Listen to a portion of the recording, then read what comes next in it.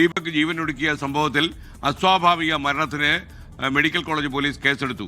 യുവതിയുടെ സമൂഹമാധ്യമ പോസ്റ്റിലെ അവഹേളനമാണ് ആത്മഹത്യയ്ക്ക് കാരണമെന്ന പരാതിയിൽ പ്രത്യേക എഫ്ഐആറില്ല. ഇന്ന് ദീപകിന്റെ ബന്ധുക്കളുടെ മൊഴിയെടുക്കാൻ സാധ്യതയുണ്ട്. ഏതായാലും ഈ ഒരു വേദനക്കിടയിലും നമുക്ക് ആശ്വാസം പകരുന്ന ഒരു വാർത്ത തന്നെയാണ്. ഏതായാലും യുവതിക്കെതിരെ BNS 194 പ്രകാരം മനഃപൂർവ്വമല്ലാത്ത നരഹത്യക്ക് ഏതായാലും കേസെടുത്തിട്ട് അന്വേഷണം ആരംഭിച്ചിട്ടുണ്ട്. ഉടൻ തന്നെ അവരുടെ കുടുംബക്കാരുടെ മൊഴി എടുക്കുമെന്ന് തന്നെയാണ് വാർത്തകൾ പുറത്തു വരുന്നത്. എന്നാലും ഈ വാർത്തകളെല്ലാം പുറത്തു വന്നതിന് ശേഷം ഈ വീഡിയോ പുറത്തുവിട്ട യുവതിക്ക് യാതൊരുവിധ മനസ്താപവുമില്ല എന്ന് പറയുന്നത് സമൂഹ മനസാക്ഷിയെ ഞെട്ടിക്കുന്നത് തന്നെയാണ്. സ്വാഭാവികമായിട്ടും ഇത്തരം ഒരു പ്രവർത്തനങ്ങളെല്ലാം നടന്നതിന് ശേഷം അദ്ദേഹം മരണപ്പെട്ടു കഴിഞ്ഞു എന്ന് കേട്ടാൽ തീർച്ചയായിട്ടും എനിക്കൊരബദ്ധം പറ്റിപ്പോയി എന്നും അല്ലെങ്കിൽ ഇത്തരത്തിൽപ്പെട്ട ഒരു കാര്യത്തിലേക്ക് അദ്ദേഹം കടക്കുമെന്ന് ഞാൻ പ്രതീക്ഷിച്ചില്ല എന്നുള്ള ഒരു മറുപടിക്ക് പകരം തീർച്ചയായിട്ടും ആ യുവതിയുടെ വായിൽ നിന്ന് പുറത്തു വന്ന മറുപടി എന്ന് പറയുന്നത് നിങ്ങളെ ഏവരെയും ഞെട്ടിക്കുന്നത് തന്നെയാണ്.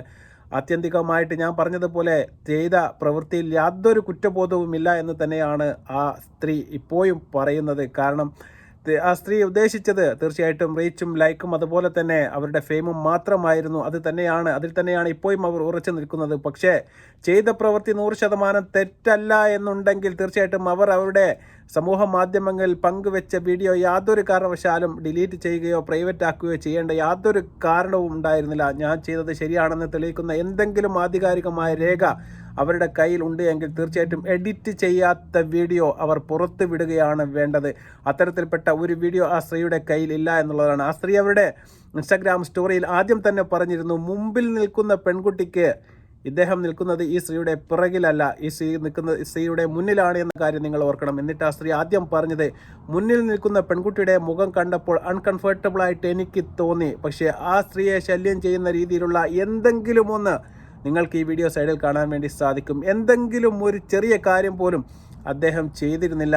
അദ്ദേഹം വലത് കൈകൊണ്ട് ബാഗും അതുപോലെ തന്നെ മറ്റേ കൈകൊണ്ട് ആ സീറ്റിൻ്റെ അവിടെയും പിടിക്കുന്നത് നമുക്ക് വളരെ വ്യക്തമായിട്ട് കാണാൻ വേണ്ടി സാധിക്കും. പക്ഷേ ഇറങ്ങുന്ന നേരത്ത് കരുതിക്കുട്ടി അദ്ദേഹത്തിൻ്റെ സൈഡിൽ പോയി നിന്ന് കൊടുത്തുകൊണ്ട് കൈ തട്ടാൻ നിന്ന് കൊടുത്തുകൊണ്ട് ഈ സ്ത്രീ വളരെ പ്ലാൻഡായിട്ട് അത്തരം ഒരു വീഡിയോ സൃഷ്ടിക്കുകയായിരുന്നു എന്ന കാര്യത്തിൽ എനിക്ക് യാതൊരു തർക്കവുമില്ല. ഏതായാലും ഈ വീഡിയോ നിങ്ങൾ കണ്ടു കാണും. അതിനുശേഷം ഈ സ്ത്രീയുടെ ഒരു പ്രതികരണം നമുക്കൊന്ന് കേൾക്കാം. യാത്ര ചെയ്യുമ്പോൾ ഉണ്ടായ അനുഭവമാണ് സമൂഹ മാധ്യമങ്ങളിലൂടെ പങ്കുവെച്ചത്. എന്തായിരുന്നു സംഭവം? നിങ്ങൾക്ക് ആ ബസ്സിലുണ്ടായ അനുഭവം എന്താണെന്ന് പറയാം. ഞാൻ പയ്യന്നൂർ റെയിൽവേ സ്റ്റേഷനിൽ പയ്യന്നൂർ ബസ് സ്റ്റാൻഡിലേക്കുള്ള ബസ്സിലായിരുന്നു. അത് നല്ല രസമായിരുന്നു ബസ്. അപ്പൊ ഞാനിങ്ങനെ നിൽക്കുന്ന സമയത്ത് എന്റെ മുന്നിലായിരുന്നു ഇയാൾ ഉണ്ടായിരുന്നത്. അപ്പൊ അതിന്റെ മുന്നിൽ നിൽക്കുന്ന ഒരു പെൺകുട്ടിയുടെ മുഖവും ബിഹേവിയറും ഒക്കെ കണ്ടപ്പോൾ എനിക്ക് മനസ്സിലായി ഭയങ്കര ഡിസ്കംഫർട്ട് ആയിട്ടാണ് നിൽക്കുന്നത് എന്നുള്ളത്. അയാൾ അങ്ങനെ ഒത്തി പിടിച്ചോണ്ടാണ് നിൽക്കുന്നത്. നമുക്ക് മനസ്സിലാവും കാണുമ്പോൾ തന്നെ. അപ്പൊ ഞാൻ ഒന്നും ചോദിച്ചില്ല. ഞാൻ ഫോണിൽ വീഡിയോ ഓൺ ചെയ്തിട്ട് ഇങ്ങനെ പിടിച്ചു. അയാൾ കാണുന്ന പോലെ തന്നെ സെൽഫി വീഡിയോ ഓൺ ചെയ്ത് പിടിച്ചു. അയാൾ അത് നോക്കുന്നുണ്ടായിരുന്നു, അത് കണ്ടു. ഞാൻ കുറെ നേരം ആ ഫോൺ അങ്ങനെ തന്നെ പിടിച്ചിട്ടുണ്ടായിരുന്നു. ആദ്യം ഞാൻ റെക്കോർഡ് ചെയ്തിട്ടില്ല, പിന്നെ റെക്കോർഡ് ചെയ്തുകൊണ്ട് പിടിച്ചു. അയാൾ കണ്ട സമയത്ത് അയാൾ ഭയങ്കര കൂളായിട്ടാണ്, ഒന്നും ചെയ്തില്ല, അങ്ങനെ നിന്നു.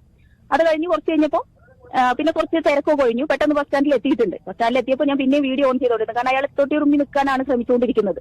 അപ്പോൾ വീഡിയോ ഓൺ ചെയ്ത് വെച്ചു. ആ സമയത്ത് പിന്നെ ഇറങ്ങുന്ന സമയത്ത് അയാളെ പുറകിൽ ഞാനുണ്ടായിരുന്നത്. അപ്പം നേരെ എന്റെ മേലിൽ അയാളെ കൈ ടച്ച് ചെയ്തുകൊണ്ടിരിക്കുന്നത്. അത് കറക്റ്റ് വീഡിയോയിൽ വ്യക്തമായിട്ട് കാണാം.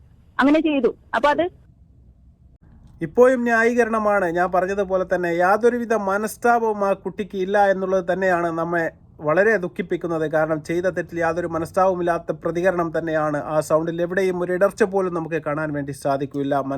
മനസ്സാക്ഷിയെ ഞെട്ടിച്ച ഒരു സംഭവം തന്നെയാണ് ഇതെന്ന കാര്യത്തിൽ യാതൊരു തർക്കവുമില്ല. അതുപോലെ തന്നെ വൃത്തികെട്ട മറ്റു ചില സ്ത്രീകൾ കൂടി ഇപ്പോൾ രംഗത്ത് വന്നിട്ടുണ്ട്. ഇത്തരം വൃത്തികെട്ട ഈ വീഡിയോക്കെതിരെ അനുകൂലിച്ചുകൊണ്ട് പോസ്റ്റ് ചെയ്തുകൊണ്ട് സോഷ്യൽ മീഡിയയിൽ ഫേസ്ബുക്കിലൊക്കെ ഇപ്പോൾ രംഗത്ത് വരുന്ന നമുക്ക് കാണാൻ വേണ്ടി സാധിക്കും. അത്തരത്തിൽപ്പെട്ട ഒരു സ്ത്രീയാണ് ശ്രീലക്ഷ്മി അറക്കൽ. തീർച്ചയായിട്ടും നിങ്ങൾക്ക് ആ സ്ത്രീയെ ഫോട്ടോ സഹിതം ഞാൻ അവരുടെ പോസ്റ്റ് ഈ സൈഡിൽ കൊടുക്കുന്നുണ്ട്. നിങ്ങൾക്ക് വായിച്ചു നോക്കിയാൽ മനസ്സിലാക്കാൻ വേണ്ടി സാധിക്കും. അവർ പറയുകയാണ്, സോഷ്യൽ മീഡിയയിൽ വൈറലാകാൻ വേണ്ടി പെൺകുട്ടി ചെയ്ത വീഡിയോ എന്നാണ്. മസ്താനി പണ്ട് സവാദിനെതിരെ വീഡിയോ ചെയ്തപ്പോഴും ആൾക്കൂട്ടം വിധിയെ എഴുതിയത്. സവാദിനെ നിങ്ങൾക്കറിയുമായിരിക്കും. ഇതിനു മുമ്പേ വൈറലാകാൻ വേണ്ടിയിട്ട് ഒരു ശ്രമം നടത്തിയ മനുഷ്യനാണ് അദ്ദേഹം. വളരെ മോശപ്പെട്ട ഒരു ക്യാരക്ടറാണ്. അതാണ് ആ സ്ത്രീ ഇവിടെ ഉദ്ദേശിച്ചത്. ഒടുവിൽ എന്തായി? സവാദ് പിന്നെയും ക്രൂരകൃത്യം ചെയ്തുകൊണ്ടേയിരുന്നു എന്നാണ് ശ്രീലക്ഷ്മി പറയുന്നത്. ഒടുവിൽ മസ്താനിയാണ് ശരിയെന്ന് ബോധ്യപ്പെട്ടു. ആ വീഡിയോ പുറത്തുവിട്ടപ്പോൾ എന്തൊക്കെ ആക്രമണമാണ് മസ്താനി നേരിട്ടത് എന്ന് ഓർക്കുന്നുണ്ടോ എന്ന് നമ്മോട് ചോദിക്കുകയാണ്. ഇപ്പോൾ ഈ പെൺകുട്ടിക്കെതിരെയും പറയുന്ന വാചകം ഇതാണ്, സോഷ്യൽ മീഡിയയിൽ വൈറലാകാൻ എന്ന്. ഏത് സ്ത്രീയും അവർക്കെതിരെ എന്തെങ്കിലും നടക്കുന്നത് തെളിവ് സഹിതം കാണിച്ചും അവളെ തെറി പറയാനും മേറൽ കയറ്റാനും മാത്രമേ ഇവിടുത്തെ ആൾക്കാർ നിന്നിട്ടുള്ളൂ എന്നാണ് പറയുന്നത്. ഏത് സ്ത്രീകളും അവർക്കെതിരെ എന്തെങ്കിലും നടക്കുന്നത് തെളിവ് സഹിതം കാണിച്ചാലും അവളെ തെറി പറയാനും മേറൽ കയറ്റാനും മാത്രമേ ഇവിടുത്തെ ആൾക്കാർ നിന്നിട്ടുള്ളൂ എന്നുകൂടി ശ്രീലക്ഷ്മി അറക്കൽ പറയുകയാണ്. പിന്നെ അതുകൊണ്ട് തന്നെ ഇല്ലാത്ത വയലൻസ് ഒക്കെ ഉണ്ടെന്ന് പറഞ്ഞ് വീഡിയോ ചെയ്യാൻ പെണ്ണുങ്ങളെ തലക്ക് ഓളമൊന്നുമില്ല എന്നാണ് ലക്ഷ്മി അറക്കലിൻ്റെ മറ്റൊരു വാദം. അതുകൊണ്ട് വൈറലാകാൻ ചെയ്തു എന്ന നുണ അധികമൊന്നും പ്രചരിപ്പിക്കാതെ ഈ നുണ പ്രചരിപ്പിക്കുന്ന നിങ്ങളുടെ വീട്ടിൽ നാളെ ആർക്കെങ്കിലും ഇത്തരത്തിൽപ്പെട്ട ലൈംഗിക അതിക്രമം ഉണ്ടാകാതിരിക്കട്ടെ എന്നും നമ്മുടെ ശ്രീലക്ഷ്മി അറക്കൽ പറയുകയാണ്. വളരെ വൃത്തികെട്ട ഒരു സ്ത്രീയായിട്ടാണ് എനിക്ക് ഫീൽ ചെയ്യുന്നത്. കാരണം ഇത്തരം അവസ്ഥയിലും ഒരു മനുഷ്യൻ്റെ മരണത്തെ തീർച്ചയായിട്ടും അതിൽ അനുശോചനം രേഖപ്പെടുത്തുകയും അതിൽ ദുഃഖം രേഖപ്പെടുത്തുകയും ചെയ്യുന്നതിന് പകരം ഇത്തരത്തിൽപ്പെട്ട വൃത്തികെട്ട ഒരു സ്ത്രീയുടെ വീഡിയോക്ക് താഴെ പോയിട്ട് തീർച്ചയായിട്ടും അവർക്ക് പിന്തുണ അർപ്പിക്കുന്ന ഇതുപോലത്തെ സ്ത്രീകളും നമ്മുടെ കേരളത്തിൽ ഇപ്പോഴും ഉണ്ട് എന്ന് പറയുന്നത് ലജ്ജാകരം തന്നെയാണ്. കാരണം അവരുടെ ഇതുമായി ബന്ധപ്പെട്ട ഇതിനു മുന്നേ ചുംബന സൗരവുമായി ബന്ധപ്പെട്ട കാര്യത്തിലൊക്കെ നമുക്ക് ഈ സ്ത്രീയുടെ ഓരോ പക്ഷവും നമുക്ക് മനസ്സിലാക്കാൻ വേണ്ടി സാധിക്കും. അതുകൊണ്ട് തന്നെ അർഹിക്കുന്ന അവജ്ഞയുടെ അവരുടെ പോസ്റ്റിനെ നമുക്ക് തള്ളിക്കളയാമെന്ന് മാത്രമേ നമുക്ക് പറയാനുള്ളൂ. അതും വലിയ ഒരു കാര്യം തന്നെയാണ്.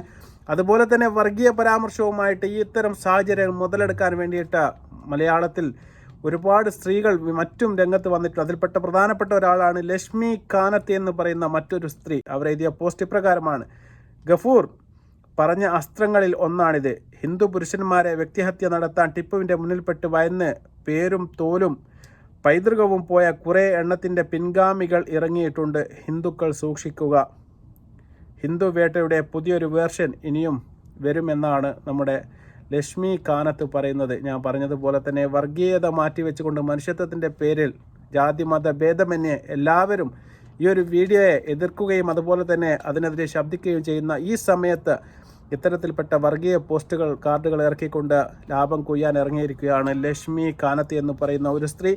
അതുപോലെ തന്നെ മറ്റൊരാളാണ് നമ്മുടെ പ്രധാനപ്പെട്ട അഡ്വക്കേറ്റ് കൃഷ്ണരാജ്. നിങ്ങൾക്കെല്ലാവർക്കും അറിയാമായിരിക്കും അദ്ദേഹത്തെ എന്ന് ഞാൻ പ്രതീക്ഷിക്കുകയാണ്. അദ്ദേഹത്തിൻ്റെ പോസ്റ്റുകൾ അതും വളരെ വർഗീയപരമായ മറ്റൊരു പോസ്റ്റാണ്. റീൽസ് ഹൂറികൾ എന്നാണ് അദ്ദേഹം തന്നെ അതിന് ക്യാപ്ഷൻ കൊടുത്തത്. ഈ ചിത്രത്തിൽ കാണുന്ന ജിഹാദി ഹൂറി റീൽസ് ഇട്ടത് കാരണം ഒരു ചെറുപ്പക്കാരൻ ആത്മഹത്യ ചെയ്തു. വേറൊരു ജിഹാദി ഹൂറി അമ്പലത്തിൽ റീൽസ് എടുത്ത് കുന്തളിക്കുന്നു. ഇതൊക്കെ എന്തു തരം ജിഹാദ് ആണാവോ? ഇവളുമാരെ കൊണ്ട് വലിയ ശല്യമായിട്ടുണ്ട് എന്നാണ് അഡ്വക്കേറ്റ് കൃഷ്ണരാജ് എഴുതുന്നത്. തീർച്ചയായിട്ടും ശല്യമായിട്ടുണ്ട് എന്ന കാര്യത്തോട് ഞാനും യോജിക്കുന്നുണ്ട്. തീർച്ചയായിട്ടും ഇത്തരത്തിൽപ്പെട്ട വീഡിയോകളെല്ലാം സമൂഹത്തിന് ശല്യമാണ്. പക്ഷേ അഡ്വക്കേറ്റ് കൃഷ്ണരാജയെ പോലെ വൃത്തികെട്ട വർഗീയത കാർഡുകൾ മാത്രം കാണുന്ന ചില മനുഷ്യന്മാർ അതും സമൂഹത്തിന് ശല്യമായിട്ടുണ്ട് എന്ന് തന്നെയാണ് എൻ്റെ ഒരു അഭിപ്രായം. അദ്ദേഹം ഇന്ന് വരെ മനുഷ്യത്വം മുൻനിർത്തിയ ഒരു പോസ്റ്റ് പോലും അദ്ദേഹം എഴുതിയത് ഞാൻ എവിടെയും കണ്ടിട്ടില്ല. അദ്ദേഹത്തിൻ്റെ എല്ലാ പോസ്റ്റുകളിലും വർഗീയത നേലിച്ചിരിക്കുന്നത് നിങ്ങൾക്ക് കാണാൻ വേണ്ടി സാധിക്കും. ജാതി മതഭേദമന്യേ ഞാൻ പറഞ്ഞതുപോലെ തന്നെ ഒരുപാട് അൻസാർ സുഹരി ഉസ്താദ് അടക്കമുള്ള ഒരുപാട് റിയാക്റ്റിംഗ് വീഡിയോ ചെയ്യുന്ന മനുഷ്യന്മാർ ഈ ഒരു സംഭവത്തെ ജാതിയുടെ പേരോ വർഗീയത്തിൻ്റെ പേരോ ഒന്നും തന്നെ എടുക്കാതെ വളരെ രൂക്ഷപരമായ ഭാഷയിൽ ആ സ്ത്രീകളെ നമ്മൾ അധപതിപ്പിച്ച് തന്നെ എത്രക്ക് വൃത്തികെട്ട പ്രവൃത്തിയാണോ ആ സ്ത്രീ ചെയ്തത് അത്രക്കും മോശമായ രീതിയിൽ തന്നെ എല്ലാവരും അതിനെതിരെ റിയാക്ട് ചെയ്തിട്ടുണ്ട്, പ്രതികരിച്ചിട്ടുണ്ട്, അഭിപ്രായങ്ങൾ രേഖപ്പെടുത്തിയിട്ടുണ്ട്.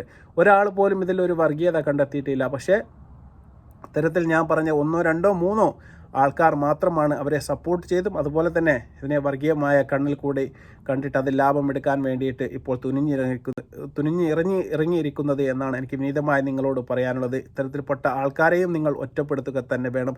ഈ സ്ത്രീയുടെ മുഖം തീർച്ചയായിട്ടും ഇപ്പോൾ സമൂഹ മാധ്യമങ്ങളിൽ എല്ലാവർക്കും കാണാൻ വേണ്ടി സാധിച്ചിട്ടുണ്ട്. അതുകൊണ്ട് തന്നെ ഇത്തരത്തിൽപ്പെട്ട സ്ത്രീകളെ തീർച്ചയായിട്ടും നിങ്ങൾ ഒറ്റപ്പെടുത്തുക.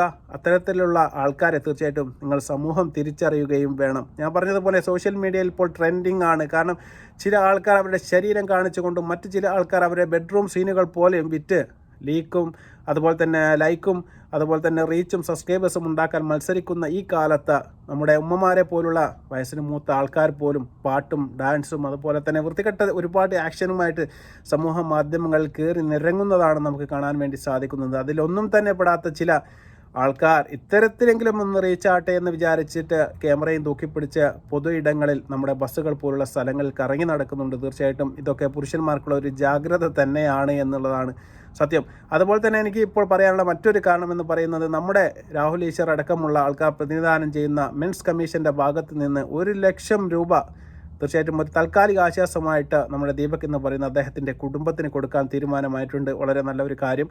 അതിനെ ഞാൻ ഈ ഒരു സന്ദർഭത്തിൽ തീർച്ചയായിട്ടും സപ്പോർട്ട് ചെയ്യുന്നു, അതുപോലെ തന്നെ അഭിനന്ദിക്കുന്നു. മറ്റൊരു വീഡിയോവുമായി വരുന്നത് വരെ തീർച്ചയായിട്ടും നന്ദി, നമസ്കാരം.